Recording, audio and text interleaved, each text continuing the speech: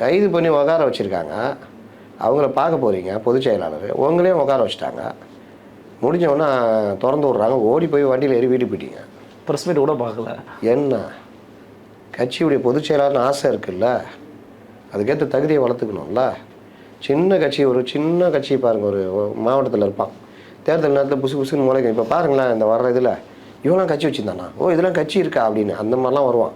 ஆனால் மைக்கை மட்டும் நீட்டிட்டீங்க வச்சுக்கிங்க, அரை மணி நேரத்துக்கு பேசுவோம், நீங்கள் ஒன்றுமே பண்ண முடியாது. அதுவே லெட்டர்பேடு கட்சியே அப்படி இருக்குன்னா, நாளைக்கு ஆட்சியை பிடிக்க போகிறீங்க, எப்படி இருக்கணும்? இல்லை விஜய் நினைக்கிறாருன்னா அவருக்கெல்லாம் தேவையில்லைன்னு நினைக்கிறாரு. அவர் ஒரு பெரிய ஸ்டாரு, எல்லாருக்குமே தெரியும், எதுக்கு பிரஸ் மீட் பண்ணணும்? மக்களும் தேவையில்லைன்னு முடிவு பண்ணுவாங்க, அவ்வளோதான். ரொம்ப சிம்பிள். கமல் என்ன சொன்னார்? நான் முழு நேர அரசியல்வாதி அல்ல, நான் பார்ட் டைம் அரசியல்வாதி. நான் மட்டுமல்ல, எல்லாருமே பார்ட் டைம் தான். 8 மணி நேரம் தூங்குறோம், 8 மணி நேரம் வேலை செய்கிறோம், 8 மணி நேரம் ஓய்வு எடுக்கிறோன்னாரு.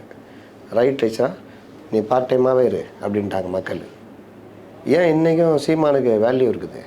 ஏன் இன்றைக்கும் அண்ணாமலைக்கு வேல்யூ இருக்குது? யார் மக்களோட இணைகிறாங்களோ, நீங்கள் எந்த வரியோட போராட்டமோ ஏதோ ஒரு வடிவம், இன்றைக்கி இருக்கிற வடிவம் என்ன? ட்விட்டரு, டெய்லி பேட்டி கொடுக்குறது, இந்த மாதிரி அறிக்கை விடுறது, ஒவ்வொரு இஷ்யூக்கும் அறிக்கை விடுறது இருக்கிறது. 3